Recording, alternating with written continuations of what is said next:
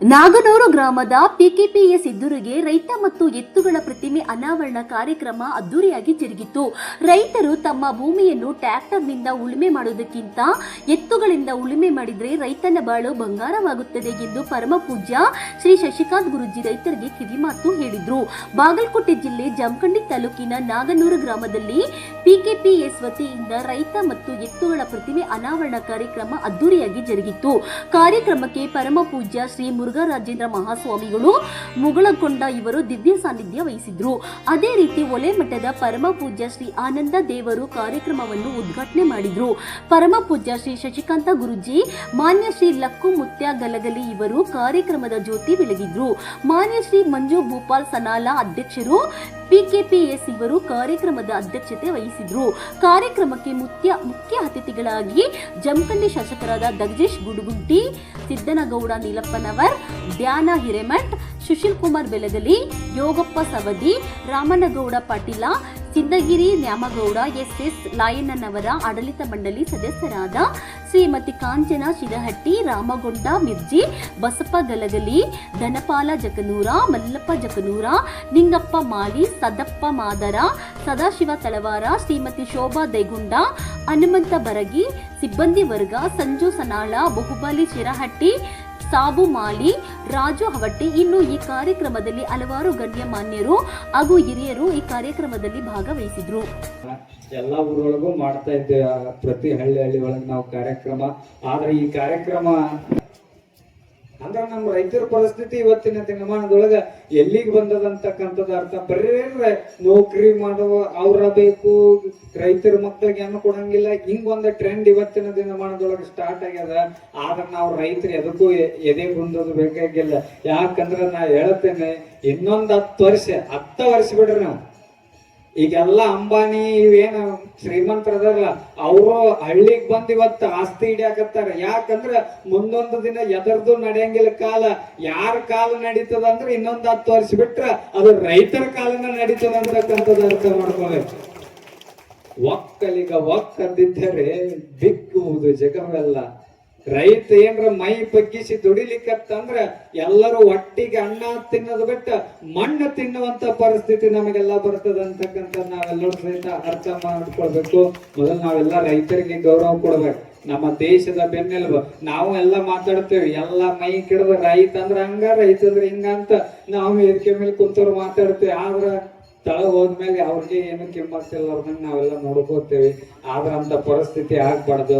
ರೈತರಿಗೆ ಅವ್ರಿಗೆ ಅವರ ಬೆಳೆಗೆ ತಕ್ಕಂತೆ ಬೆಲೆ ಕೊಡೋರು ನಾವೆಲ್ಲರೂ ಕೂಡ ಆಗ್ಬೇಕು. ಇವತ್ತಿನ ದಿನಮಾನದೊಳಗ ರೈತರು ಬಹಳ ಸಂಕಷ್ಟ ಪರಿಸ್ಥಿತಿ ಒಳಗದ. ಆದ್ರೆ ನಮ್ಮ ಭಾಗದ ರೈತ ಯಾರು ಹಂಗಿಲ್ಲ. ಇನ್ನು ಶ್ರೀಮಂತರಿಗೆ ಸಾಲ ಕೊಡೋ ಮಟ್ಟಕ್ಕೆ ನಮ್ಮ ರೈತ ಈ ಭಾಗದೊಳಗೆ ಬೆಳೆಯಕತ್ತಾನ. ಎಲ್ಲರೂ ಏನು ಕಬ್ಬು, ದ್ರಾಕ್ಷಿ ಎಲ್ಲಾ ತರ ಬೆಳೆಗಳನ್ನು ಬೆಳೆದು ಬಹಳ ಆರ್ಥಿಕತೆ ಒಳಗೆ ಯಾರು ಸಹಿತ ಕಮ್ಮಿ ಇಲ್ಲ ನಮ್ಮ. ಯಾಕಂದ್ರೆ ಇದು ಮನಿಗೆ ಅಡ್ಡಾಡಕತ್ತೀನಲ್ಲ ನಮ್ಮ ಎಲ್ಲಾ ತಾಲೂಕಿನ ಎಲ್ಲಾ ಹಳ್ಳಿ ಒಳಗ. ಅದಕ್ಕೆ ನನಗೂ ಕೂಡ ಅನುಭವ ಆಗ್ತಾ ಇದೆ. ಎಲ್ಲಾ ರೈತರು ಈ ಕಡೆ ರೈತರು ಎಲ್ಲರೂ ದುಡಿದು ತಿನ್ನುವಂತ ರೈತರು ಅದು ನಮ್ಮ ಜಮಖಂಡಿ ಭಾಗದೊಳಗೆ ಇದ್ದಾರೆ. ಈ ಕಾರ್ಯಕ್ರಮಕ್ಕೆ ಬಂದು ಆ ಪ್ರತಿಭೆಗಳನ್ನು ನೋಡಿ ಬಹಳ ಅಂದ್ರೆ ಬಹಳ ಆನಂದವಾಯಿತು. ಈಗ ನಾನು ಇನ್ನು ಕುಂತು ಹೋಗ್ಬೇಕಾಗಿತ್ತು, ಆದ್ರೆ ಅನಿವಾರ್ಯ ಈ ಶಿರೋಳದೊಳಗೆ ನಮ್ಮ ಕಾರ್ಯಕ್ರಮ 23ನೇ ಊರು ಸ್ಟಾರ್ಟ್, 22ನೇ ನಿನ್ನೆ ಸಾವಳ್ಗಿ ಗ್ರಾಮದೊಳಗ ಮುಕ್ತಾಯವಾಯಿತು ಕಾರ್ಯಕ್ರಮ. ಅದರ ಸಲುವಾಗಿ ಅಲ್ಲಿ ಅನಿವಾರ್ಯ ಹೋಗ್ಬೇಕಾಗಿರೋದ್ರಿಂದ ಅಜ್ಜವ್ರು ಬರ್ತಾರ, ಉದ್ಘಾಟನೆ ಮಾಡ್ತಾರ. ಆ ಕಾರ್ಯಕ್ರಮವನ್ನು ಉದ್ಘಾಟನೆಯನ್ನು ಬಳಸಿ ಕಾರ್ಯಕ್ರಮವನ್ನು ಸಂಪನ್ನ ಮಾಡ್ರಿ. ನಾನು ಈ ಕಾರ್ಯಕ್ರಮವನ್ನು ಮುಗಿಸಿ ಹೋಗ್ತೇನೆ. ನನಗೆ ಹೋಗ್ಲಿಕ್ಕೆ ಏಕೈಕ ವ್ಯಕ್ತಿತ್ವ ಅಂದ್ರೆ ಅದು ನಮ್ಮ ಶಶಿಕಾಂತ್ ಗುರೂಜಿ. ಬಹಳ ಅದ್ಭುತವಾಗಿರುವಂತಹ ಈ ಕಾರ್ಯಕ್ರಮವನ್ನು ಆಯೋಜನೆಯನ್ನ ಮಾಡಿರುವಂತದ್ದು. ಬಹುಶಃ ಇವತ್ತಿನ ಕಾರ್ಯಕ್ರಮ ಎಷ್ಟು ಶ್ರೇಷ್ಠವಾದಂತ ಕಾರ್ಯಕ್ರಮ ಅಂದ್ರೆ ಬಹಳ ಕಡೆ ನಮ್ಮನ್ನ ಆಹ್ವಾನ ಮಾಡ್ತಾರೆ. ಬಹಳ ಸಂಘಟನೆಗಳು, ಸಂಘಗಳು ಎಲ್ಲರೂ ನಮಗೆ ಕರೆದು ಬಸವಣ್ಣನವರ ಮೂರ್ತಿ ಅನಾವರಣ ಇದೆ ಬರ್ರಿ, ವಿವೇಕಾನಂದರ ಮೂರ್ತಿ ಅನಾವರಣ ಇದೆ ಬರ್ರಿ, ಹೀಗೆ ಅನೇಕ ಈ ದೇಶಕ್ಕಾಗಿ ತಮ್ಮ ಪರಿಶ್ರಮವನ್ನು ಪಟ್ಟು ಈ ದೇಶಕ್ಕಾಗಿ ತಮ್ಮನ್ನೇ ತಾವು ಸಮರ್ಪಣೆ ಮಾಡಿಕೊಂಡಿರುವಂಥ ಅನೇಕ ಮುಖಂಡರ ಒಂದು ಮೂರ್ತಿಯನ್ನು ಅನಾವರಣ ಮಾಡಲಿಕ್ಕೆ ಅನೇಕ ಜನ ಕರೀತಾರೆ. ಹಾಗಾಗಿ ನಾವು ಕೂಡ ಎಲ್ಲ ಕಡೆ ಆ ಕಾರ್ಯಕ್ರಮದಲ್ಲಿ ಭಾಗವಹಿಸಿರ್ತಕ್ಕಂಥದ್ದು. ಆದರೆ ಬಹುಶಃ ನನ್ನ ಇತಿಹಾಸದಲ್ಲಿ ಇವತ್ತು ಒಂದೊಂದು ದೇವರುಗಳಿಗೆ ಒಂದೊಂದು ಸಮುದಾಯಕ್ಕೆ ಸೀಮಿತ ಮಾಡ್ಕೊಂಡಿದ್ದಾರೆ, ಒಬ್ಬೊಬ್ಬ ವ್ಯಕ್ತಿಗಳಿಗೆ ಒಂದೊಂದು ಸಮುದಾಯಕ್ಕೆ ಸೀಮಿತ ಮಾಡ್ಕೊಂಡಿದ್ದಾರೆ. ಹಾಗಾಗಿ ಇವತ್ತಿನ ಈ ರೈತ ಮತ್ತು ಎತ್ತುಗಳ ಒಂದು ಪ್ರತಿಮೆ ಅನಾವರಣ ಆಗಿರ್ತಕ್ಕಂಥದ್ದು ಏನಿದೆ, ಈ ಒಂದು ಸಹಕಾರಿ ಸಂಸ್ಥೆಯವರು ಬಂದು ಇವತ್ತು ಅವ್ರದ್ದು ಮೂರ್ತಿ ಅನಾವರಣ, ಇವ್ರದ್ದು ಮೂರ್ತಿ ಅನಾವರಣ ಇದೆ ಬರ್ರಿ ಅಂತ ಕರೆದಿಲ್ಲ. ಈ ದೇಶಕ್ಕೆ ಅನ್ನ ಹಾಕಿ ಜೀವಂತವಾಗಿ ಬದುಕಿಸುವಂತ ರೈತ ಮತ್ತು ಎತ್ತಿನ ಅನಾವರಣ ಇದೆ ಬರ್ರಿ ಅಂತ ಹೇಳ್ಕೊಂಡು ಕರೆದಾಗ ನನಗೆ ಎಷ್ಟು ಸಂತೋಷ ಆಯಿತು ಅಂದ್ರೆ, ಸಾಕ್ಷಾತ್ ಭಗವಂತನ ಪ್ರತಿಮೆಯನ್ನ ಅನಾವರಣ ಮಾಡಿದಂತ ರೀತಿಯಲ್ಲಿ ಇವತ್ತು ಸಂತೋಷವನ್ನು ತಂದುಕೊಟ್ಟಿರ್ತಕ್ಕಂಥದ್ದು. ಇಂಥ ಒಂದು ರೈತನ ಪ್ರತಿಮೆ ಬರೀ ಒಂದೆರಡು ಸಂಸ್ಥೆಗಳಲ್ಲೆಲ್ಲ ಹಳ್ಳಿ ಹಳ್ಳಿಗೆ ಆಗ್ಬೇಕು, ಗಲ್ಲಿ ಗಲ್ಲಿಗೆ ಆಗ್ಬೇಕು. ರೈತನೇ ಈ ದೇಶದ ಬೆನ್ನೆಲುಬು ಅನ್ನುವಂಥದ್ದು ಬರೀ ಭಾಷಣದಲ್ಲಿ ಆಗ್ಬಾರ್ದು, ಅದು ಕೃತಿಯಲ್ಲಿ ನಡಿಬೇಕು, ಕೃತಿಯಲ್ಲಿ ಬರಬೇಕು. ರೈತಗೆ ಒಂದು ಜೀವ ಮತ್ತು ರೈತಗೆ ಒಂದು ಬಲ ತುಂಬಬೇಕಾದ್ರೆ ಇವತ್ತು ನಾವೆಲ್ಲರೂ ಸೇರ್ಕೊಂಡು ರೈತನ ಒಂದು ಜೀವನವನ್ನ ಭದ್ರ ಬುನಾದಿಯಾಗಿ ರೂಪಿಸಬೇಕು. ಆವಾಗ ಮಾತ್ರ ಭಾರತ ವಿಶ್ವಗುರು ಆಗಲಿಕ್ಕೆ ಸಾಧ್ಯ ಇದೆ. ಎಲ್ಲಿವರೆಗೆ ರೈತರು ಗ್ರಾಮೀಣ ಪ್ರದೇಶಗಳ ಅಭಿವೃದ್ಧಿ ಆಗೋದಿಲ್ಲ, ಅಲ್ಲಿವರೆಗೆ ಭಾರತ ಅಭಿವೃದ್ಧಿ ಆಗೋದಿಲ್ಲ. ಗ್ರಾಮೀಣ ಪ್ರದೇಶ ಮತ್ತು ರೈತರು ಅಭಿವೃದ್ಧಿ ಆದಾಗ ಮಾತ್ರ ಇಡೀ ದೇಶ ಅದು ವಿಶ್ವಗುರು ಆಗ್ತದೆ. ಹಾಗಾಗಿ ಇವತ್ತಿನ ನಮ್ಮ ಯಾವ ಕೃಷಿ ಪತ್ತಿನ ಸಹಕಾರಿ ಸಂಘ ಏನಿದೆ, ಸಹಕಾರಿ ಸಂಘ ಇವತ್ತು ಪ್ರಾರಂಭ ಆಗಿರತಕ್ಕಂಥದ್ದು 10 ವರ್ಷಗಳ ಅವಧಿಯನ್ನು ದಾಟಿ ಮುಂದುವರಿತಿರ್ತಕ್ಕಂಥದ್ದು. ಇಡೀ ಭಾರತದೊಳಗ ಸಹಕಾರಿ ಸಂಘ ಮೊದಲನೇದಾಗಿ ಪ್ರಾರಂಭ ಆಗಿರ್ತಕ್ಕಂಥದ್ದು ಗದಗ ಜಿಲ್ಲೆಯ ಕಣಗಿನಹಾಳದಲ್ಲಿ 1905ರಲ್ಲಿ ಸಿದ್ದನಗೌಡ ಸಂಭ್ರಮನಗೌಡ ಪಾಟೀಲ್ ಅಂತ ಒಬ್ಬ ವ್ಯಕ್ತಿಗಳು ಸ್ಥಾಪನೆ ಮಾಡಿ ಅಧ್ಯಕ್ಷರಾಗಿರ್ತಕ್ಕಂಥದ್ದು. ಇವತ್ತು ಇಡೀ ದೇಶಾದ್ಯಂತ ಸಹಕಾರಿ ಸಂಘಗಳು ಪ್ರಾರಂಭ ಆಗಿರ್ತಕ್ಕಂಥದ್ದು. ನಾನು ತಮ್ಮೆಲ್ಲ ರೈತರಲ್ಲಿ ಒಂದು ವಿನಂತಿಯನ್ನು ಮಾಡಿಕೊಳ್ಳುತ್ತೇನೆ. ಇವತ್ತು ಜೋಡಿ ಎತ್ತುಗಳನ್ನ ಪರಮ ಪೂಜ್ಯರ ದಿವ್ಯ ಸಾನ್ನಿಧ್ಯದೊಳಗ ಮೂರ್ತಿಯನ್ನ ಉದ್ಘಾಟನೆ ಮಾಡಿದ್ರಿ. ಅದನ್ನ ನೋಡಿದ್ರೆ ನನಗೆ ಏನ್ ಅನಿಸ್ಲಿಕ್ಕತ್ತದಂದ್ರ, ಈ ಭಾಗದ ಬಬಲಾದಿ ಸದಾಶಿವ ಮುತ್ತೆ ಬರೆದಿರ್ತಕ್ಕಂಥ ಕಾಲಜ್ಞಾನ ನಡೀತಾ ಇದೆ ಏನೋ ಅಂತ ಅನಿಸ್ಲಿಕ್ಕತ್ತದ. ಏನ್ ಹೇಳಿದ್ದ ಕಾಲಜ್ಞಾನ ಅಂತಂದ್ರ, ಮುಂದಿನ ದಿನಮಾನಗಳು 8 ಹೋಗಿ 1 ಬರ್ತಾವ ಅಂತ ಹೇಳಿದ್ದ. ಹಳ್ಳಿಯೊಳಗ ರೈತರ ಮನಿಯೊಳಗ 4 ಜೋಡಿನ ಕಮತ್ ಎತ್ತಿತ್ತು. ಇವತ್ತು ಎಲ್ಲಾ ಹೋಗಿ ಟ್ರ್ಯಾಕ್ಟರ್ ಬಂದದ. ಅವತ್ತ ಹೇಳ್ಯಾನವ 8 ಹೋಗಿ 1 ಬರ್ತಾವ ಅಂತ ಹೇಳಿ ಕಾಲಜ್ಞಾನ ಇವತ್ತು ಹಂಗಾಗ್ಯದ. ಪರಮ ಪೂಜ್ಯ ನಡೆದಾಡುವ ದೇವರು ಶತಮಾನದ ಸಂತ ಸಿದ್ದೇಶ್ವರ ಶ್ರೀಗಳು ಕೊನೆಯ ಉಸಿರು ಎಳೆಯುವ ಮಠ ಒಂದು ಕನಸಿತ್ತು. ಪ್ರತಿಯೊಬ್ಬ ರೈತರ ಮನೆಯೊಳಗ ಜೋಡೆತ್ತಿರ್ಬೇಕಂತ ಕನಸಿತ್ತು. ಆ ಕನಸಿಗೆ ಸಾಕಾರ ಆಗುವಂಗ ಬೆಂಗಳೂರೊಳಗ 3 ರಿಂದ 4 ಲಕ್ಷ ಪಗಾರ ಇರ್ತಕ್ಕಂಥ ಸಾಫ್ಟ್ವೇರ್ ಇಂಜಿನಿಯರ್ ಬಸವರಾಜ್ ಅಂತ ಹೇಳಿ ಸಾಯುವ ಕೊನೆ ಗಳಿಗೆಯೊಳಗ ಎದರಿಗೆ ಕರೀತಾರ, ಕರೆದು ಹೇಳ್ತಾರ, ನೀನು ಅಧ್ಯಾತ್ಮ ಮಾಡಪ್ಪ, ಸನ್ಯಾಸಿ ಆಗು, ಮಠ ಬೆಳೆಸು ಅಂತ ಹೇಳಿಲ್ಲ. ನೀ ಇವತ್ತ ನೌಕರಿ ಬಿಡಬೇಕು. ಏನು ಮಾಡಬೇಕಂದ್ರ ಇಡೀ ನಾಡಿನ ತುಂಬೆಲ್ಲ ಪಾದಯಾತ್ರಾ ಮಾಡಿ ರೈತರ ಮನೆಗೆ ಹೋಗಿ ಏನು ಉಳಿತಾಯ ಮಾಡ್ರಿ, ಏನು ಬೆಳೆಸ್ರಿ, ಏನು ಕಟ್ರಿ ಅಂದ್ರ ಪ್ರತಿ ಮನೆಯೊಳಗ ನಿಜವಾಗ್ಲೂ ರೈತನ ಮಿತ್ರ ಎರೆಹುಳು ಅಲ್ಲ, ಸ್ವಾವಲಂಬಿಯಾಗಿರ್ತಕ್ಕಂಥ ಕಾಯಕಧಾರಿಯಾಗಿರ್ತಕ್ಕಂಥ ರೈತನಿಗೆ ನಿಜವಾದ ರೈತರ ಮಿತ್ರ ಅಂದ್ರೆ ಜೋಡಿ ಅಂತದವ, ಅದನ್ನ ಉಳಿಸುವಂತ ಕೆಲಸ ಮಾಡಂತ ಹೇಳ. ಹಳ್ಳಿ ಒಳಗ ಇವತ್ತೆಲ್ಲರೇ ಹಳ್ಳಿ ಒಳಗ 4-5 ಮನೆಯೊಳಗ ಮಾತ್ರ ನೋಡ್ಲಿಕ್ಕೆ ಸಿಗ್ಲಿಕ್ಕತ್ತದ ಜೋಡಿ ಎತ್ತುಗಳು. ಹಂಗಾಗಬಾರ್ದು. ಯಾಕ ನಾ ಈ ಮಾತು ಹೇಳಕತ್ತೀನಿ ಅಂತಂದ್ರ, ಈ ಸಂಸ್ಥೆ ಇಷ್ಟು ಎತ್ತರವಾಗಿ ಬೆಳೆದಲ್ಲ. ಇನ್ನು ಮ್ಯಾಗ ನಿಮಗೊಂದು ಹೇಳ್ತೀನಿ, ಮುಗುಳಕೋಡ ಜಡಗಾ ಮಠದ ಪರಮ ಪೂಜ್ಯರನ್ನ ತಂದ ಪಾದ ಹಾಕಿರಿ ಅಂತಂದ್ರ ಇದೇನೈತಲ್ಲ ನಾ ಹೇಳಂಗಿಲ್ಲ, ಮುಂದಿನ ದಿನಮಾನದೊಳಗೆ ನೀವ ಹೇಳ್ತೀರಿ. ಯಾವ ರೀತಿ ಬೆಳೀತದ ಅಂತಂದ್ರ, ಅಂತ ಒಬ್ಬ ಪರಮಜ್ಞಾನಿಗಳು ಈ ಪುಣ್ಯ ಭೂಮಿ ಒಳಗ, ಈ ಸೊಸೈಟಿ ಒಳಗ, ಈ ಸಂಘದೊಳಗ ಕಾಲಿಟ್ಟಾರಂದ್ರ ಉತ್ತರೋತ್ತರವಾಗಿ ಈ ಭಾಗದೊಳಗೆ ನಂಬರ್ 1 ಆಗಿ ಸಂಸ್ಥೆ ಬೆಳೀತದ. ಯಾಕೆ ಮಾತು ಹೇಳ್ತಂದ್ರೆ ಇಬ್ಬರು ಮಹಾತ್ಮರನ್ನ ನಾವು ನೆನಪು ಮಾಡ್ಕೋಬೇಕು. ಕನ್ನಡ ನಾಡಿನ 31 ಜಿಲ್ಲೆಗಳ ಏನು ಕಬ್ಬು ಬೆಳೆಗಾರ ರೈತರು ಅದೀವಲ್ಲ, ಈ ನಾಡಿನೊಳಗೆ ಇಬ್ಬರು ರೈತರನ್ನ ನಾವು ನೆನಪು ಮಾಡ್ಕೋಬೇಕು. ಮೊದಲನೇದಾಗಿ ಹಳಿಂಗಳಿಯ ಕುಲರತ್ನ ಭೂಷಣ ಮಹಾರಾಜರಂತ ಹೇಳಿ ಗುರ್ಲಾಪುರ ಹೋರಾಟ ಕುಂತಾಗ ಒಂದ್ ಮಾತು ಹೇಳಿದ್ರು ಅವರು. 3ನೇ ದಿನದಿಂದ ಉಪವಾಸ ಕುಂತು 1,08,000 ರೂಪಾಯಿ ಭಕ್ತರ ಕೈಯೊಳಗೆ ಕಳಿಸಿ ಗುರ್ಲಾಪುರದೊಳಗೆ ಹೋರಾಟ ಕುಂತಂತ ರೈತರು ಉಪವಾಸ ಬೀಳಬಾರ್ದು, ಹಣ ಕಡಿಮೆ ಬೀಳಬಾರ್ದು ಅಂತೇಳಿ 1,08,000 ರೂಪಾಯಿ ಕೊಟ್ಟು ಕಳಿಸಿ ಗುರ್ಲಾಪುರದೊಳಗೆ ಮುಗುಳಕೊರ ಅಪ್ಪೋರ್ ನೇತೃತ್ವದೊಳಗೆ ಶಿವಾನಂದ ಪಾಟೀಲ್ ಒಂದು ಲೆಟರ್ ಕೊಡುತ್ತಾನ ಉಪವಾಸ ಬಿಟ್ಟಿಲ್ಲ. ಆ ಜ್ಞಾನಿಗಳಿಗೆ ಒಂದು ಚಪ್ಪಾಳೆ ಮೂಲಕ ಧನ್ಯವಾದ ಸಲ್ಲಿಸ್ತಾರೆ. ಎರಡನೇದಾಗಿ ಈ ನಾಡಿನೊಳಗೆ ರೈತರ ಮೇಲೆ 30,000 ರೈತರ ಮೇಲೆ ಹೆಲಿಕಾಪ್ಟರ್ ಮೂಲಕ ಜಗತ್ತಿಗೆ ಅನ್ನ ಹಾಕಿರ್ತಕ್ಕಂಥ ನಿಜವಾದ ನಡೆದಾಡೋ ದೇವ್ರು ರೈತದನಂತೇಳಿ ಈ ನಾಡಿನ ಶ್ರೇಷ್ಠ ಮಠಗಳಲ್ಲಿ ಒಂದಾಗಿರ್ತಕ್ಕಂಥ ಮುಗುಳಕೋಡ ಮಠದ ಪೀಠಾಧಿಪತಿಗಳು ಪರಮ ಪೂಜ್ಯ ಸದ್ಗುರು ಡಾಕ್ಟರ್ ಮುರುಘರಾಜೇಂದ್ರ ಮಹಾಸ್ವಾಮೀಜಿಯವರು ಗುರ್ಲಾಪುರ ಹೋರಾಟಕ್ಕಿಂತ ಮುಂಚಿತವಾಗಿ ಹೆಲಿಕಾಪ್ಟರ್ ಮೂಲಕ 30,000 ರೈತರ ಮೇಲೆ ಹೂವಾರಿಸಿ ಹೇಳಿದ್ರು. ರೈತಗೆ ಚಿನ್ನ ಒಲಿತದ, ಇನ್ನು ಬೇಕಾದ ಏನು ಬೇಕೆಲ್ಲ ಅನುಕೂಲ ಆಗ್ತದ ರೈತರಿಗೆ ಅಂತ ಹೇಳಿದ್ರು. ಈ ಮಾತಷ್ಟೇ ಅಲ್ಲ, ಗುರ್ಲಾಪುರ ಹೋರಾಟ ನಡೆದಾಗ ಆ ಲಕ್ಷಾಂತರ 10 ಲಕ್ಷ ಜನ ಸೇರಿತ್ತಲ್ಲ, 10 ಲಕ್ಷ ಜನರಿಗೆ ಯಾವ್ದಾದ್ರು ಮಠದಿಂದ ಮೊದಲ ಪ್ರಸಾದ ಬಂದಿತ್ತಲ್ಲ, ಅದು ಮುಗುಳಕೋಡ ಮಠದಿಂದ ಪ್ರಸಾದ ಬಂದು ಸೇರಿತ್ತು. ಯಾವ್ದ ಮಠಾಧೀಶರು 1 ಸಾರಿ ಬರ್ಬೇಕಂದ್ರ 100 ಸಾರಿ ವಿಚಾರ ಮಾಡ್ತಾರ. ಮೊನ್ನೆ ಬಿಜಾಪುರದೊಳಗೆ ಅಪ್ಪವ್ರು ಮಾತಾಡುವಾಗ ಬಹಳ ನಾವು ಕಣ್ಣೀರು ಬಂದು ಹೋಗ್ಯಾವ. ಮುಗುಳಕೋಡ ಜಡಗಾ ಮಠದ ಪರಮ ಪೂಜ್ಯರಂದ್ರ ಬಹಳ ದೊಡ್ಡ ಮಠ, ಶ್ರೇಷ್ಠ ಮಠ, ಜ್ಞಾನಿಗಳ ಮಠ. ಅವ್ರು ಯಾವುದೇ ಹೋರಾಟಕ್ಕೆ ಹೋಗಿಲ್ಲ, ಯಾವುದೇ ಪ್ರತಿಭಟನೆ ಒಳಗೆ ಕುಂತಿಲ್ಲ. ಆದ್ರ ಈ ಜಗತ್ತಿಗೆ ಅನ್ನ ಹಾಕಿರ್ತಕ್ಕಂಥ ನಿಜವಾದ ದೇವರ ರೈತದಾನಂತ ಹೇಳಿ ಗುರ್ಲಾಪುರ ಹೋರಾಟದೊಳಗೆ ಮೊದಲನೇ ಸಾರಿ ಬಂದು 4-5 ತಾಸು ನಮ್ ಜೊತೆ ಹೋರಾಟದೊಳಗೆ ಕುಂತ್ ಅವ್ರು ಹೇಳಿದ್ರು. ಇವತ್ತು ಬಂದು ಕುಂತು ಒಂದು ಮಾತು ಹೇಳಿದ್ರು, ನಾಳೆ ಬಿಟ್ಟು ನಾಡಿದ್ದು ಗುಲಾಲ್ ಹಚ್ಕೊಂಡ ನಾ ಬರ್ತೀನಿ ಅಂತ ಹೇಳಿದ್ರು. 9ನೇ ದಿವಸಕ್ಕೆ ಶಿವಾನಂದ ಪಾಟೀಲ್ ಕರ್ಕೊಂಡು ಬಂದು ರೈತರಿಗೆ ಗುಲಾಲ್ ಹಚ್ಚಿ ಗೆಲುವು ಕೊಟ್ಬಿಟ್ಟ. ಯಾಕೆ ಈ ಮಾತನ್ನ ನೆನಪು ಮಾಡ್ಕೊಡಿ ಅಂತಂದ್ರ ಲಕ್ಷಾಂತರ ಮಠಾಧೀಶರದಾರ ಈ ನಾಡಿನೊಳಗೆ. ರೈತರಿಂದನ ಮಠ ನಡೆದದ, ರೈತರಿಂದ ದೇಣಿಗೆ ಹೋಗ್ತದ, ಕಾಳ ಕಡಿ ಹೋಗ್ತದ.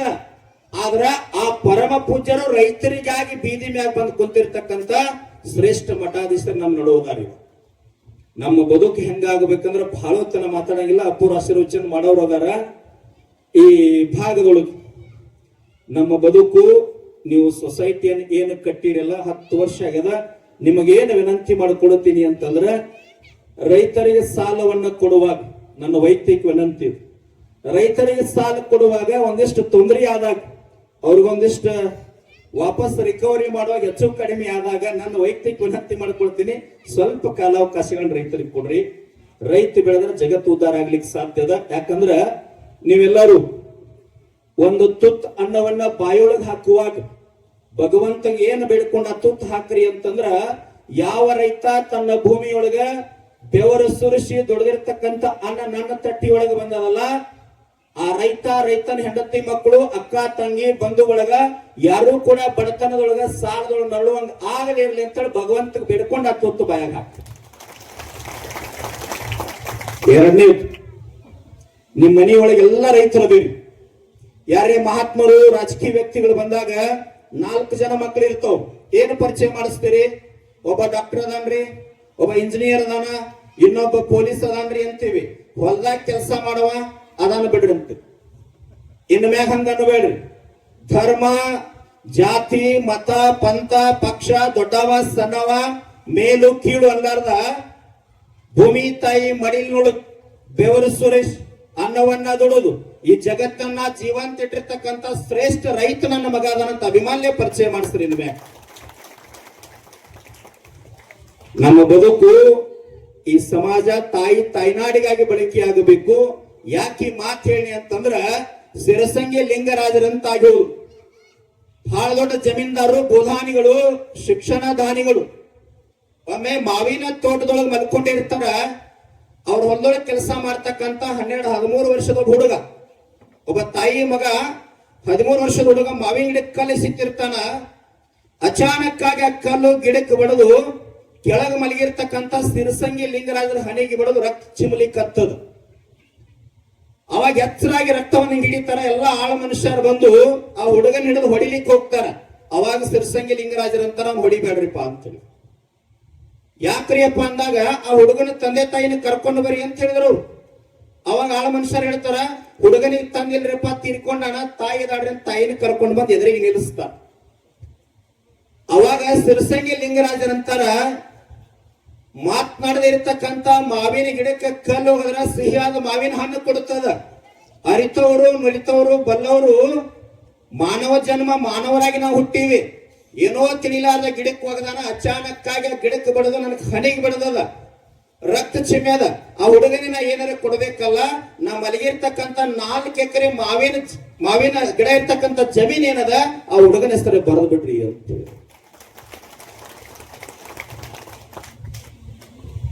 ಈಗ ನಿನ್ನೆ ಟಿವಿ ಒಳಗೆ ತಾವೆಲ್ಲ ನೋಡಿರಿ, ದಿಲೀಪ್ ರಾಜ್ ಅಂತ ಹೇಳಿ ಒಬ್ಬ ಚಲನಚಿತ್ರ ನಟ, ಬಹಳ ಒಳ್ಳೆ ವ್ಯಕ್ತಿ, ಬಹಳ ಹಿಂದೆಂದು ಬೇಡ. ಅವಂಗ 100 ಕೋಟಿ ಆಸ್ತಿ ಇತ್ತು, ಬಹಳ ಐಷಾರಾಮಿ ಜೀವನ ಇತ್ತು.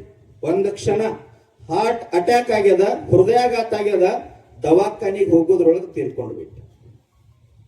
ಯಾಕೆ ನೆನಪು ಮಾಡ್ಕೊನಿ ಅಂತಂದ್ರ ಬಬಲಾದಿ ಸದಾಶಿವ ಮುತ್ತ ಕಾಲಜ್ಞಾನ ಹಂಗ ಬರ್ದಾನ. ಬಿದ್ದಿವಂತಿರೋ ಮಕ್ಕಳಿರ, ಭೂಮಿ ಎದ್ದೆದ್ದು ಬಡದಿತ್ತು ಮಕ್ಕಳಿರ, ಹದ್ದು ಕಾಗಿ ಹರ್ಕೊಂಡು ತಿನ್ನುವ ದಿನಮಾನಗಳು ಬರ್ತೋ ಬಲು ಎಚ್ಚರ, ರೊಕ್ಕದ ಗಡಿಗೆ ಹೊತ್ತೊಯ್ಯುವಾಗ ಬಿಕ್ಕಿ ಬಿಕ್ಕಿ ಎತ್ತಿರೋ ಮಕ್ಕಳಿರ. ಉಳುವೆ ಚೆನ್ನ ಬಸವಣ್ಣ ಹೇಳ್ತಾನ, ಉಳುವೆಯ ಚೆನ್ನನು ಕಲಿಯುಗಗಳು ಹುಟ್ಟಿ ಬರುವಾಗ ಜೊಟ್ಟೆಲ್ಲ ಹಾರಿ ಹೋಗಿ ಗಟ್ಟಿ ಕಳಷ್ಟ ಉಳಿತಾವ ಅಂತ ಹೇಳ್ಯಾರ. ಸಾವಿರ ಕೋಟಿ ಹಣ ಇದ್ದವ್ರು, ಸಾವಿರ ಎಕರೆ ಭೂಮಿ ಇದ್ದವ್ರು ಎಲ್ಲಾರು ಎದ್ದು ಹೋಗ್ಯಾರ. ಆದ್ರ ಮುಗುಳ ಕೋಡದ ಎಲ್ಲಾ ಲಿಂಗ ಪ್ರಭು ಮಹಾರಾಜರ ಆಶೀರ್ವಾದದಿಂದ, ಷಡಕ್ಷರಿ ಶಿವಯೋಗಿ ಡಾಕ್ಟರ್ ಮುರುಘರಾಜೇಂದ್ರ ಮಹಾಸ್ವಾಮೀಜರ ಆಶೀರ್ವಾದದಿಂದ ಕೋವಿಡ್ ದೊಳಗೆ ನಮಗ ಏನೂ ಆಗ್ಲಾರ್ದ ಜೀವಂತ ಇದೀವಿ. ನಾವೆಲ್ಲ ಗಟ್ಟಿ ಕಾಳದಿವಿ. ಆದ್ರ ಏನು ಬೇಡಬೇಕು? ಒಳ್ಳೆಯದನ್ನ ನಾವು ಬೇಡಬೇಕು. ಬಹಳ ದೂರಿನ ಇತಿಹಾಸವನ್ನ ಹೇಳೋದಿಲ್ಲ. ಇಲ್ಲಿ ನಮ್ಮ ಬೆಳಗಾವಿ ಜಿಲ್ಲೆ ರಾಯಬಾಗ್ ತಾಲೂಕಿನ ಕಣದಾಳ ಅಂತ ಒಂದು ಊರು ಬರ್ತದ. ಆ ಊರೊಳಗೆ ಒಂದು 66-67 ದಿನದಿಂದ ಒಂದು ಜಾತ್ರೆ ಮಾಡಿದ್ರು, ಹುಲಿಕಾಂತೇಶ್ವರ ದೇವಸ್ಥಾನ ಅಂತ ಹೇಳಿ. ಎಲ್ಲಾ ಹಿರಿಯರು ಹುಂಡಿ ಹೊಡಿತಾರ, ಲಕ್ಷ ಹಣ ಸೇರಿದ. ಅದ್ರೊಳಗೊಬ್ಬ ತಾಯಿ ಚೀಟಿ ಬರ್ದಾಳ. ಏನ್ ಬರ್ದಾಳ ಅಂದ್ರ, ಹುಲಿಕಾಂತೇಶ್ವರ ಮುಂದಿನ ವರ್ಷ ಜಾತ್ರೆಗೆ ಬಂದಾಗ ಎಷ್ಟು ಹಣ ಸಂಗ್ರಹ ಆಗ್ತದ ನೀನು ಹುಂಡಿ ಒಳಗೆ ಹಾಕ್ತೀನಿ, ದೀಡ್ ನಮಸ್ಕಾರ ಹಾಕ್ತೀನಿ, ಕಠಿಣ ವೃತ್ತ ಉಪವಾಸ ಮಾಡ್ತೀನಿ. ಆದ್ರ 1 ವರ್ಷ ವಾಪಸ್ ನಾ ಜಾತ್ರೆಗೆ ಬರೋದ್ರಾಗ ಏನ್ ಆಶೀರ್ವಾದ ಮಾಡ್ಬೇಕಂದ್ರ, ನಮ್ಮ ಅತ್ತಿ ಮಾವ ಬಹಳ ಕಾಡ್ಲಿಕ್ಕತ್ತಾರ, ಸಾಯುವಂಗ ಆಶೀರ್ವಾದ ಮಾಡ. ಬಹಳ ವರ್ಷ 2 ವರ್ಷ ಹಿಂದಿಂದಲ್ಲ, ಬರೇ 65-66 ದಿನದಿಂದ ಏನು ಬೇಡೋದ್ರ ಎಷ್ಟದ ಆವಿಷ್ಯ 10 100 ನಿದ್ರೆಗೆ ಹೋಗ್ಯಾವ 50, ಪ್ರಾಯಕ್ಕೆ 20, ಪ್ರಾಯದಲ್ಲಿ ಮಾಡಿದ ಗಾಯಕ್ಕೆ 30. ಆವಿಷ್ಯ ಬಾಳಿಲ್ಲ, ಗಟ್ಟಿತನ ನಮ್ಮೊಳಗ ಬರ್ಬೇಕಾಗ್ಯದ. ನಮ್ಮದು ಒಂದೇ ಕನಸದ. ಏನ ಕನಸದ ಅಂದ್ರ, ಅಪ್ಪೋರ ಆಶೀರ್ವಾದದಿಂದ ಗುರ್ಲಾಪುರ ಹೋರಾಟದೊಳಗ 300 ರೂಪಾಯಿ ಇಡೀ ನಾಡಿನ ರೈತರಿಗೆ ಸಿಕ್ಕೈತಲ್ಲ, ನಮಗ ಖುಷಿ ಇಲ್ಲ. ನಮಗ ಯಾವಾಗ ಖುಷಿ ಅದ ಅಂದ್ರ, 1000 ಕೋಟಿ ಆಸ್ತಿ ಮಾಡಿ ಮನಿ ಮ್ಯಾಗ ಮನಿ ಕಟ್ಟಿದ್ರ ಖುಷಿ ಇಲ್ಲ, ಸಾರ್ಥಕಿಲ್ಲ. ನಮ್ಮ ಬದಕ್ಕೆ ಯಾವಾಗ ಖುಷಿ ಆಗ್ತದ ಅಂದ್ರ, ಇಡೀ ಕನ್ನಡ ನಾಡಿನೊಳಗ ಪ್ರತಿಯೊಬ್ಬ ಕಬ್ಬು ಬೆಳೆಗಾರಿಗೆ 1 ಟನ್ ಕಬ್ಬಿಗೆ 5500 ಯಾವಾಗ ಸಿಗ್ತದಲ್ಲ, ಅವಾಗ ನಮ್ಮ ಜನ್ಮ ಸಾರ್ಥಕ ಅದ. ಎರಡನೇದು ಅಂತಂದ, ಇಲ್ಲೊಂದು ಬಾಟ್ಲಿ ಅದ, ಇದಕ್ಕೆ 10 ರೂಪಾಯಿ ಅದ. ಯೂರಿಯಾಕ 1 ವಾರ ಹಿಂದ 700 ಕಡಿಮೆ ಇತ್ತು, 700 ಹೆಚ್ಚಾಗ್ಯದ. ಸರ್ಕಾರ ಏನ್ ಮಾಡ್ಲಿಕ್ಕತ್ತದಂದ್ರ, ಈ 200 ರೂಪಾಯಿ ತಾಯಂದಿರಿಗೆ ಕೊಡ್ಲಿಕ್ಕತ್ತದ, ನಿಮಗೆ 700-800 ಗೊಬ್ಬರದಿಂದ ಜಗ್ಲಿಕ್ಕತ್ತ. ಅದಕ್ಕ ನಾ ಬಹಳಷ್ಟು ವೇದಿಕೆ ಮ್ಯಾಗ ಏನ್ ಹೇಳಿನಿ ಅಂತಂದ್ರ, ನೀವು ಗ್ಯಾರಂಟಿ ಕೊಡ್ರಿ, ನಾವು ವಿರೋಧಿಲ್ಲ. ಯಾವ ಪಕ್ಷ ರಾಜಕಾರಣ ಯಾವ್ದಕ್ಕೂ ನಮ್ಗೆ ಸಂಬಂಧ ಇಲ್ಲ, ವಿರೋಧ ಇಲ್ಲ. ಆದ್ರ ಈ ನಾಡಿನೊಳಗು ಇಂಥ ಸಾಧು ಸಂತರ ಜನ್ಮ ಆಗ್ಯದ, ಬೆಳಗಲಿ ಸರ್. ಸಂಪೂರ್ಣ ಸಾರಾಯ ಬಂದ್ ಆಗಬೇಕಂತೇಳಿ ನಾವು ಸರ್ಕಾರಕ್ಕೆ ಮನವಿ ಕೊಡಾಕತ್ತಿ, ಕರೆ ಸರ್ಕಾರ ಅದ್ರ ಮ್ಯಾಗ ನಡೆದ ಹೆಂಗರಿ ಆಗುದಿಲ್ಲ. ಅದಕ್ಕಾಗಿ ನಮ್ಮ ವಿನಂತಿ ಏನದಂದ್ರೆ, ಈ ಬಾಟ್ಲಿಗೆ ಹೆಂಗ್ 10 ರೂಪಾಯಿ ಅದಲ್ಲ, ನೀವು ಬೆಳೆದಂತ ಜೋಳ, ಗೋವಿನ ಜೋಳ, ಗೋಧಿ, ಸದಕ, ಹುರುಳಿ, ಕಡ್ಲಿ, ದಾಳಂಬರಿ, ದ್ರಾಕ್ಷಿ, ತೊಗರಿ, ಜೋಳ ಏನದಿತ್ತಲ್ಲ, 10,000 ರೂಪಾಯಿ ಕ್ವಿಂಟಲ್ ಜೋಳ ಬೇಕಂದ್ರೆ ಒಯ್, ಬ್ಯಾಡಂದ್ರೆ ಬಿಡಂತ ಯಾವಾಗ ರೈತಗೆ ಸಾಮರ್ಥ್ಯ ಬರ್ತೈತಲ್ಲ, ಅವಾಗ ರೈತ ಉದ್ದಾರ ಆಗ್ಲಿಕ್ಕೆ ಸರ್. ನಮ್ಮದು ಇನ್ನು ಒಂದೇ ಕನಸದ, ಮತ್ತೇನಿಲ್ಲ. ನಿಮ್ ಮನಿ ಒಳಗ ಮಗಳ ಮದುವೆ, ಮಗನ ಮದುವೆ, ಹುಡುಗನ ಶಿಕ್ಷಣಕ್ಕಾಗಿ 1 ಲಕ್ಷ 2 ಲಕ್ಷ 5 ಲಕ್ಷ ಫೀ ತುಂಬೋದು ಬರ್ತೈತಲ್ಲ. ಬ್ಯಾಂಕಿನೊಳಗೆ ಹೋಗಿ ಸಾಲ ಮಾಡಬಾರದು, ಬಡ್ಡಿ ಹಂಗ ರೊಕ್ಕ ತರಬಾರದು. ಒಳಗ ಟ್ರೆಜರಿ ಒಳಗಿಂದ ರೊಕ್ಕ ತಂದ ಮಗನ ಶಿಕ್ಷಣಕ್ಕೆ 5 ಲಕ್ಷ 10 ಲಕ್ಷ ತುಂಬುವಂಗಿರ್ಬೇಕು. ಮಗನ ಮದುವೆ ಒಳಗಿನ ಟ್ರೆಜರಿಯಾಗಿಂದ ರೊಕ್ಕ ತೆಗೆದು ಮದುವೆ ಮಾಡುವಂಗ ಪ್ರತಿಯೊಬ್ಬ ರೈತರಿಗೆ ಯಾವಾಗ ಸಾಮರ್ಥ್ಯ ಬರ್ತೈತಲ್ಲ ಅವತ್ ನಮ್ಮ ಜನ್ಮ ಸಾರ್ಥಕ. ಇದಾಗಬೇಕಂದ್ರ ಮುಂದಿನ ಸಾರಿ ಗುರ್ಲಾಪುರದ ಅಪ್ಪವ್ರ ಆಶೀರ್ವಾದ ಮಾಡಿದಾಗ ನಾವೊಂದು 10 ರಿಂದ 25 ಲಕ್ಷ ಜನ ಸೇರಿದೀವಿ ಅಂತಂದ್ರ 224 MLAಗಳು ಗುರ್ಲಾಪುರ ಕ್ರಾಸ್ನ್ಯಾಗ ಬಂದು ಕೈ ಕಟ್ಕೊಂಡು ನಿಂದ್ರ ಕೇಳ್ತಾರ, ನಿಜವಾದ ಮಾಲಕ್ ನೀವ್ ಅದೇರಿ, ಏನ್ ಹೇಳ್ತೀರಿ, ಏನ್ ಕೆಲಸ ಮಾಡೋದು. ನಾವು ಕಟ್ಟಾಗ್ಬೇಕಲ್ಲ. ಧರ್ಮ, ಜಾತಿ, ಮತ, ಪಂಥ, ಪಕ್ಷ ಎಲ್ಲವನ್ನ ಬಿಟ್ಟು ಇಂಥ ಮಹಾತ್ಮರ ಸಾನ್ನಿಧ್ಯದೊಳಗೆ ಇಡೀ ರೈತ ಕುಲ ಒಕ್ಕಟ್ಟಾಯ್ತು ಅಂತಂದ್ರೆ ಸರ್ಕಾರದ ಬೇಕಾದ ಸವಲತ್ತು ಪಡ್ಕೊಳ್ಳಿಕ್ ಸಾಧ್ಯದ. ನಾವು ಧೈರ್ಯವಂತರಾಗಬೇಕು. ಒಂದು ಮಾತನ್ನ ಹೇಳಿ ನಾನು ಮಾತು ಮುಗಿಸ್ತೇನೆ. ಒಂದು ಊರೊಳಗೆ ಏನಾಗಿತ್ತು, 12 ಗಂಟೆಗೆ ಹುಲಿ ಬಂದು ಬಿಟ್ಟಿತ್ತು. ಊರೊಳಗೆ ಬಹಳ ದೊಡ್ಡ ಗೌಡಿ ಇದ್ದ, 20 ವರ್ಷ ಆತ ಬಂದೂಕ್ ಪರ್ಮಿಷನ್ ಇತ್ತು. ಎಂದೂ ಸಹಿತ ಒಂದು ಹುಲಿ ಕೊಂದಿರ್ಲಿಲ್ಲ, ಒಂದು ಇಲಿನೂ ಕೊಂದಿರ್ಲಿಲ್ಲ. ಹುಲಿ ರಾತ್ರಿ ಓಡಾಡ್ಲಿಕ್ಕತ್ತು, ಜನ ಎಲ್ಲ ಭಯಭೀತರಾಗಿದ್ರು. ಮನೆಗೆ ಓಡಿ ಹೋದ, ಹೆಂಡತಿಗೆ ಹೇಳ್ದ, ಬಂದೂಕ್ ತಗತ್ತಾ, ಹುಲಿ ಕೊಲ್ಲಬೇಕಾಗಿಲ್ಲ, ಊರಾಗ ಹುಲಿ ಬಂದದಂದ. ಹೆಂಡತಿ ಎಷ್ಟು ಖುಷಿ ಆದಳಂದ್ರ, ನನ್ನ ಗಂಡ 20 ವರ್ಷ ಆತ ಒಂದು ಇಲಿ ಸಹಿತ ಕೊಂದಿಲ್ಲ, ಹುಲಿ ಕೊಲ್ಲಿಕ್ ಕೊಂಟಾನಂತೇಳಿ ಬಂದೂಕ್ ತಗದ್ ಕೈಯಾಗ ಕೊಟ್ಲು. 1 ನಿಮಿಷ ತಡೀರಲ್ಲ, ಒಳಗ್ ಹೋಗಿ ಆರತಿ ತಗೊಂಡು ಬಂದ ಆರತಿ ಬೆಳಗ್ಗೆ ಸಿಂಧೂರ್ ಹಚ್ಚಿದಳು. ಹುಲಿ ಕೊಂದ ಮರಿ ನಾ ಮೃಷ್ಟಾನ್ನ ಮಾಡ್ತೀನಿ, ಇಬ್ರು ಕೂಡ ಊಟ ಮಾಡೋಣ್ರಿ ಎಂದು. ತಾಯಿ ಅಡಿಗೆ ಮನೆಗೆ ಹೋಗಿ 2-2.5 ತಾಸು ಮೃಷ್ಟಾನ್ನ, ಹೋಳಿಗೆ, ಅನ್ನ ಏನ್ ಬೇಕೆಲ್ಲ ಅಡಿಗೆ ಮಾಡಿದಳು. ಗಂಡ ಬರೋ ದಾರಿ ಕಾಯ್ಬೇಕಂತೇಳಿ ದ್ವಾರ ಬಾಗಿಲ ಹತ್ರ ಬಂದು ನಿಂದ್ರೋದ್ರೊಳಗ ಹೆಗಲಿಗೆ ಬಂದೂಕ್ ಹಾಕೊಂಡು ದ್ವಾರ ಬಾಗಿಲೊಳಗ ನಿಂತಾನೆ, ಹೋಗೇ ಇಲ್ಲ. ಅವಾಗ ಹೆಂಡತಿ ಕೇಳ್ತಾಳ, ಯಾಕ್ರಿ ಹುಲಿ ಕೊಲ್ಲಕ್ ಹೋಗೇ ಇಲ್ಲೇನ್ರಿ ಅಂತಂದಾಗ, ಹುಲಿ ಕೊಲ್ಲಬೇಕಂತ ಏನೋ ಧೈರ್ಯದಿಂದ ಹೊಂಟಿದ್ದೆ, ಆದ್ರೆ ಎದರ ಮನಿ ನಾಯಿ ನನ್ನ ತೆಕ್ಕರಿಸಿ ನೋಡಾಕತ್ತದ, ಹೋಗ್ತೀನಿ ಅಂದ. ಬೆಳಗ್ಲಿ ಸರ್, ಯಾರಿಗೆ ಹೆದರಾಕತ್ತೀವಿ? ಸಂಗೊಳ್ಳಿ ರಾಯಣ್ಣ, ವಿವೇಕಾನಂದರು, ಶಿವಾಜಿ ಮಹಾರಾಜರು, ಬಸವಣ್ಣ, ಚೆನ್ನಮ್ಮ ಹೆಸರು ಹೇಳಾಕತ್ತೀವಿ ನಾವೆಲ್ಲ. ಯಾಕೆ ನಮ್ಮ ಮಕ್ಕಳು ಅವ್ರ ದಾರಿಯೊಳಗೆ ತಯಾರಾಗ್ತಾ ಇಲ್ಲ? ಅಧ್ಯಾತ್ಮದ ಕೊರತೆ ಅದ, ಮಹಾತ್ಮರ ಸಾಧು ಸಂತರ ನುಡಿ ಕೊರತೆ ಅದ, ದರ್ಶನ ಸ್ಪರ್ಶನ ಸಂಭಾಷಣೆಯ ಕೊರತೆ ನಮ್ಮ ಮಕ್ಕಳಿಗೆ ಅದ. ಅಧ್ಯಾತ್ಮದ ತಳಹದಿ ಮ್ಯಾಗ ನಮ್ಮ ಮನೆತನಗಳ ಸಂಸ್ಕಾರ ಅದು ಅಂತಂದ್ರ ನಮ್ಮೂರೊಳಗ ರಾಯಣ್ಣ ತಯಾರಾಗ್ತಾನ, ವಿವೇಕಾನಂದರು ತಯಾರಾಗ್ತಾರ, ಶಿವಾಜಿ ಮಹಾರಾಜರು ಇಲ್ಲೇ ತಯಾರಾಗ್ಲಿಕ್ಕೆ ಸಾಧ್ಯ ಅದ. ಕೊನೆಯದಾಗಿ ಈ ಸಹಕಾರಿ ಸಂಸ್ಥೆ ಸೊಸೈಟಿ ಏನದಲ್ಲ, ಇಂಚಿಗೆರೆ ಅಧ್ಯಾತ್ಮ ಸಂಪ್ರದಾಯದ ಸರ್ವ ಸದ್ಗುರುಗಳ ಆಶೀರ್ವಾದದಿಂದ, ಶ್ರೀಮದ್ ಅತನಿ ಮುರುಗೇಂದ್ರ ಶಿವಗಳ ಆಶೀರ್ವಾದದಿಂದ, ಹಾರೋಗೇರಿಯ ದೇವರು ಕೊಂಡಜ್ಜನ ಆಶೀರ್ವಾದದಿಂದ, ಮುಗುಳುಕೊಡದ ಸದ್ಗುರು ಯಲ್ಲಾಲಿಂಗ ಪ್ರಭು ಮಹಾರಾಜರ ಆಶೀರ್ವಾದದಿಂದ, ಪರಮ ಪೂಜ್ಯ ಸದ್ಗುರು ಡಾಕ್ಟರ್ ಮುರುಘರಾಜೇಂದ್ರ ಮಹಾಸ್ವಾಮೀಜಿಯವರ ಆಶೀರ್ವಾದದಿಂದ ಇನ್ನೂ ಉತ್ತರೋತ್ತರವಾಗಿ ಬೆಳೆದು ಇದು ಸಾವಿರ ರೈತರಲ್ಲ, ಈ ಭಾಗದ ಲಕ್ಷಾಂತರ ಜನರ ಕಣ್ಣೀರು ಒರೆಸ್ತಕ್ಕಂತ ಕಾಯಕ ಕಣಿಯಾಗಲಿ, ಇನ್ನೂ ಉತ್ತರೋತ್ತರವಾಗಿ ಬೆಳೀಲಿ ಅಂತ ಶುಭವನ್ನು ಹಾರೈಸಿ 12 ಮಾತುಗಳನ್ನು